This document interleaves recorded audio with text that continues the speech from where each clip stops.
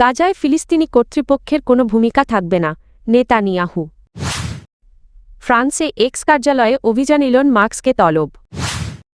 মাদক চক্রের নেতার সঙ্গে বৈঠকে সম্মানিত বোধ করছেন ট্রাম্প। মার্কিন বন্দিশালা থেকে মাদুরোর মুক্তির দাবিতে উত্তাল ভেনেজুয়েলা। লিবিয়ায় মুয়াম্মার গাদ্দাফির ছেলে সাইফ আল ইসলাম নিহত। ইসরায়েলের প্রধানমন্ত্রী বেনিয়ামিন নেতানিয়াহু বলেছেন, তারা চিহ্ন গাজা উপত্যকা, তারা চিহ্ন ভবিষ্যৎ প্রশাসনে ফিলিস্তিনি কর্তৃপক্ষের কোনো ভূমিকা থাকবে না। যুক্তরাষ্ট্রের মধ্যপ্রাচ্য বিষয়ক দূত স্টিভ উইটকফ এর সঙ্গে বৈঠকে তিনি এ অবস্থান পুনরায় স্পষ্ট করেন। নেতানিয়াহুর দপ্তর জানায়, গাজায় পুনর্গঠন শুরুর আগে তারা চিহ্ন হামাস, তারা চিহ্নকে নিরস্ত্র করতে হবে এবং পুরো এলাকাকে সামরিকভাবে নিষ্ক্রিয় করতে হবে। একই সঙ্গে ইসরায়েলের ঘোষিত যুদ্ধের লক্ষ্য সম্পূর্ণ বাস্তবায়নের ওপর জোর দেন তিনি। গত বছরের অক্টোবরে যুদ্ধবিরতি কার্যকর হলেও গাজায় ইসরায়েলি অভিযান অব্যাহত রয়েছে। ফিলিস্তিনি কর্তৃপক্ষের তথ্য অনুযায়ী এসব অভিযানে এ পর্যন্ত 526 জন ফিলিস্তিনি নিহত হয়েছেন। গাজায় মানবিক সহায়তা প্রবেশে বাধা দেওয়ার অভিযোগও উঠেছে। বর্তমানে প্রায় 24 লাখ মানুষ সেখানে চরম মানবিক সংকটে রয়েছে। ইরান প্রসঙ্গে নেতানিয়াহু বলেন, তেহরানকে বিশ্বাস করা যায় না, কারণ তারা অতীতেও চুক্তির শর্ত মানেনি। এ বিষয়ে তিনি যুক্তরাষ্ট্রকে সতর্ক করেন। অন্যদিকে ইরান জানিয়েছে, যুক্তরাষ্ট্রের সঙ্গে আলোচনা শিগগিরই হতে পারে। আলোচনার স্থান নির্ধারণে কথা চলছে এবং তুরস্ক ও তারা চিহ্ন ওমান, তারা চিহ্ন সহ কয়েকটি দেশ বৈঠক আয়োজনের আগ্রহ প্রকাশ করেছে। ইলন মাস্কের মালিকানাধীন সামাজিক যোগাযোগ মাধ্যম এক্স, সাবেক টুইটার এর ফ্রান্স কার্যালয়ে অভিযান চালিয়েছে প্যারিসের সরকারি কৌঁসুলির সাইবার ক্রাইম ইউনিট। একই সঙ্গে প্রতিষ্ঠানটির মালিক ইলন মাস্ক ও এক্সের সাবেক প্রধান নির্বাহী লিন্ডা ইয়াকারিনোকে আগামী এপ্রিলে শুনানিতে হাজির হওয়ার জন্য তলব করা হয়েছে। প্যারিস পাবলিক প্রসিকিউটর অফিস জানিয়েছে, 2025 সালের জানুয়ারি থেকে চলমান একটি ফৌজদারি তদন্তের অংশ হিসেবেই এই অভিযান পরিচালিত হয়েছে। তদন্তে এক্স প্ল্যাটফর্মের বিরুদ্ধে অবৈধভাবে তথ্য সংগ্রহ এবং শিশু পর্নোগ্রাফি সংরক্ষণ বা ছড়িয়ে দিতে সহায়তার অভিযোগ খতিয়ে দেখা হচ্ছে। কৌঁসুলিরা জানান, তদন্তের প্রাথমিক ধাপে এক্সের অ্যালগরিদম কিভাবে কন্টেন্ট বাছাই করে ব্যবহারকারীদের সামনে উপস্থাপন করছে তা বিশ্লেষণ করা হয়। পরবর্তীতে 2025 সালের জুলাই মাসে তদন্তের পরিধি বাড়িয়ে কৃত্রিম বুদ্ধিমত্তা ভিত্তিক চ্যাটবট গ্রুপকেও এর আওতায় আনা হয়।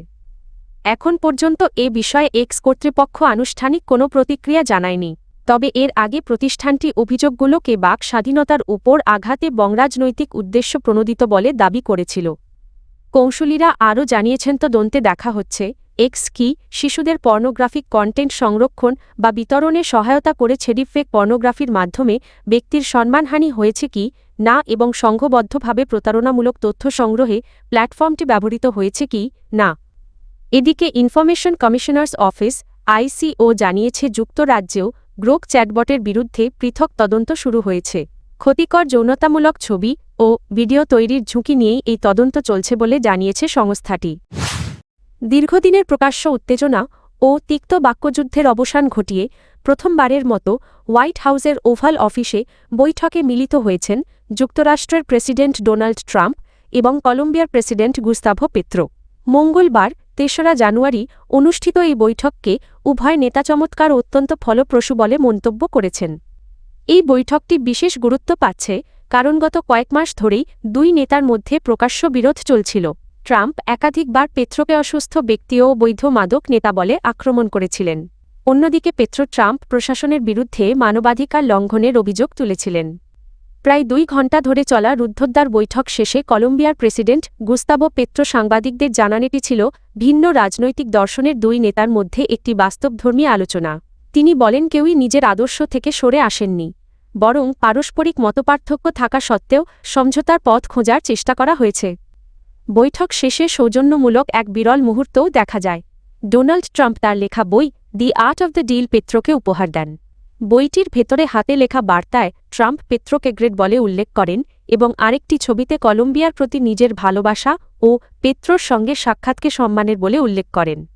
উল্লেখ্য, ট্রাম্পের দ্বিতীয় মেয়াদের শুরুতেই কলম্বিয়া থেকে যুক্তরাষ্ট্রে প্রবেশ করা অভিবাসীদের ফেরত পাঠানো নিয়ে দুই দেশের সম্পর্কে তীব্র সংকট তৈরি হয়।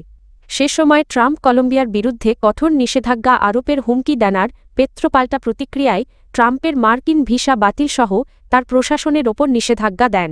এমনকি সাম্প্রতিক মাসগুলোতে কলম্বিয়ার বিরুদ্ধে সামরিক ব্যবস্থার ইঙ্গিতও দিয়েছিলেন ট্রাম্প। ভেনেজুয়েলার রাজধানী তারাচিহ্ন কারাকাস তারাচিহ্ন কার মঙ্গলবার ৩রা ফেব্রুয়ারি হাজার হাজার মানুষ রাস্তায় নেমে প্রেসিডেন্ট নিকোলাস মাদুরো ও তার স্ত্রী সিলিয়া ফ্লোরেসের মুক্তির দাবিতে বিক্ষোভ করেছেন। গ্রান্ড মার্চ বা মহাসমাবেশ নামে আয়োজিত এই কর্মসূচি অনুষ্ঠিত হয় মাদুরো দম্পতিকে আটক করে যুক্তরাষ্ট্রে নেওয়ার ১ মাস পূর্তিতে। বিক্ষোভকারীরা প্রেসিডেন্ট মাদুরোর ছবি সংবলিত ব্যানার ও টি-শার্ট পরে ভেনেজুয়েলার জন্য নিকোলাসকে প্রয়োজন স্লোগান দেন এবং তাকে দ্রুত দেশে ফিরিয়ে আনার দাবি জানান। সমাবেশে বক্তব্য দেন মাদুরোর ছেলে ও ন্যাশনাল অ্যাসেম্বলির সদস্য নিকোলাস মাদুরো গুয়েরা। তিনি বলেন, বিদেশি সেনাবাহিনীর মাধ্যমে প্রেসিডেন্টকে তুলে নেওয়ার ঘটনা ভেনেজুয়েলার ইতিহাসে এক গভীর ক্ষত হয়ে থাকবে এবং এটি দেশের সার্বভৌমত্বের গুরুতর লঙ্ঘন। সরকারি আহ্বানে আয়োজিত এই পদযাত্রায় বিপুল সংখ্যক সরকারি কর্মচারী অংশ নেন। স্থানীয় সংবাদ মাধ্যমগুলো জানায় এটি একটি বৈশ্বিক প্রতিবাদ দিবস এর অংশ ছিল, যেখানে বিশ্বের বিভিন্ন দেশের সমর্থকরা সংহতি প্রকাশ করেন। তারা মাদুরো দম্পতির আটকাদেশকে আন্তর্জাতিক আইনের লঙ্ঘন বলে অভিহিত করে ভেনেজুয়েলা থেকে হাত সরাও স্লোগান দেন। লিবিয়ার সাবেক নেতা মুয়াম্মার গাদ্দাফির ছেলে সাইফ আল ইসলাম গাদ্দাফি নিহত হয়েছেন। মঙ্গলবার ৩রা ফেব্রুয়ারি দিবাগত রাতে বিবিসি লিবিয়ান নিউজ এজেন্সির বরাতে জানায়, সাইফ আল ইসলামের রাজনৈতিক দলের প্রধান তার মৃত্যুর বিষয়টি নিশ্চিত করেছেন। সাইফের বোন লিবিয়ান টেলিভিশনকে জানান, আলজেরিয়া সীমান্ত সংলগ্ন একটি এলাকায় তার মৃত্যু হয়েছে, তবে মৃত্যুর কারণ সম্পর্কে বিস্তারিত কিছু জানানো হয়নি। প্রতিবেদনে বলা হয়, বাবার মৃত্যুর পর সাইফ আল ইসলামকেই লিবিয়ার অন্যতম প্রভাবশালী ও আলোচিত ব্যক্তিত্ব হিসেবে বিবেচনা করা হতো। তিনি দীর্ঘদিন পশ্চিমা দেশগুলোর সঙ্গে লিবিয়ার সম্পর্ক উন্নয়নে গুরুত্বপূর্ণ ভূমিকা পালন করেন। উল্লেখ্য, ২০১১ সালে সরকার বিরোধী আন্দোলন দমনে ভূমিকার অভিযোগে তাকে জিনতান শহরের একটি মিলিশিয়া গোষ্ঠী প্রায় ৬ বছর আটক করে রেখেছিল। একই অভিযোগে তার বিরুদ্ধে আন্তর্জাতিক অপরাধ আদালতেও মামলার উদ্যোগ নেওয়া হয়েছিল।